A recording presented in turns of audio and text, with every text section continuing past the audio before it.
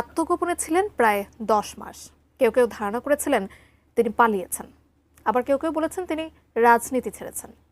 কিন্তু এবার মধ্যরাতে হঠাৎই প্রকাশ্যে ভিডিও বার্তা দিলেন সেই পুরনো সুরে। নির্বাচন নিয়ে আক্রমণাত্মক বার্তায় ফিরলেন পতিত আওয়ামী লীগের সাধারণ সম্পাদক ওবায়দুল কাদের। কি বললেন তিনি, আর তার এই বার্তা কি পাল্টা রাজনীতির সূচনা? বিস্তারিত জানাচ্ছেন ইশতিয়াক হোসেন। আজকে বিচারের নামে ক্যাঙ্গারু কোর্ট বসিয়ে প্রহসন করছে, আমরা গুড়িয়ে দেব এবং এর বিরুদ্ধে আমাদের প্রতিরোধ চলবে। আমরা পালাতে জানি না, আমরা এই দেশেতে জন্মি, পালাবো না। প্রয়োজনে ফখরুল সাহেবের বাসায় গিয়ে উঠবো। বাংলাদেশের রাজনৈতিক প্রেক্ষাপটে এক যুগান্তকারী নতুন পর্বের সূচনা হয়েছিল 2024 সালের 5ই আগস্ট। দীর্ঘদিন ক্ষমতায় থাকা আওয়ামী লীগ সরকারের পতনের মধ্য দিয়ে দেশের রাজনীতিতে এক অভূতপূর্ব পরিবর্তন ঘটে। নতুন সরকার গঠনের পরপরই আওয়ামী লীগের কেন্দ্রীয় নেতাদের অনেকে আত্মগোপনে চলে যান।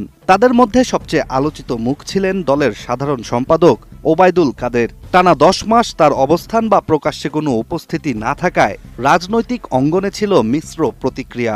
ফখরুল সাহেব জ্বালা, বড় অন্তর জ্বালা। তবে এবার এতদিন পর চলমান রাজনৈতিক উত্তাপের মাঝেই হঠাৎ করে সামাজিক যোগাযোগ মাধ্যমে একটি ভিডিও ভাইরাল হয়, যেখানে ওবায়দুল কাদের দেশের বর্তমান রাজনৈতিক বাস্তবতা এবং আসন্ন নির্বাচন প্রসঙ্গে খোলামেলা বক্তব্য দেন। ভাইরাল ভিডিওটি শেয়ার করেন বর্তমানে নিষিদ্ধ ছাত্রলীগের সাবেক সাধারণ সম্পাদক সিদ্দিকী নাজমুল আলম। নিজের ওই পোস্টে তিনি লিখেন, দীর্ঘ 10 মাস পর প্রকাশ্যে এলেন দলের সাধারণ সম্পাদক। ছাত্রলীগকে বলতে চাই, আমি তোমাদের কাছে স্মার্ট বাংলা। এদিকে ভিডিও বার্তায় ওবায়দুল কাদের স্পষ্ট ভাষায় বলেন, আওয়ামী লীগকে বাদ দিয়ে বাংলাদেশে কোনো বিশ্বাসযোগ্য, গ্রহণযোগ্য বা নিরপেক্ষ নির্বাচন হতে পারে না। এছাড়া বর্তমান অন্তর্বর্তী সরকারকে উদ্দেশ্য করে তিনি বলেন, তারা আদৌ নির্বাচন দেবে কিনা সে ব্যাপারে তিনি যথেষ্ট সন্দিহান।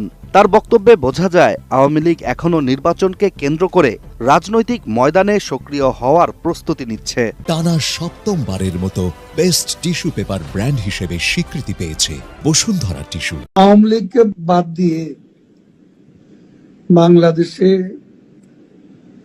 কোনো বিশ্বাসযোগ্য, গ্রহণযোগ্য নির্বাচন, নিরপেক্ষ নির্বাচন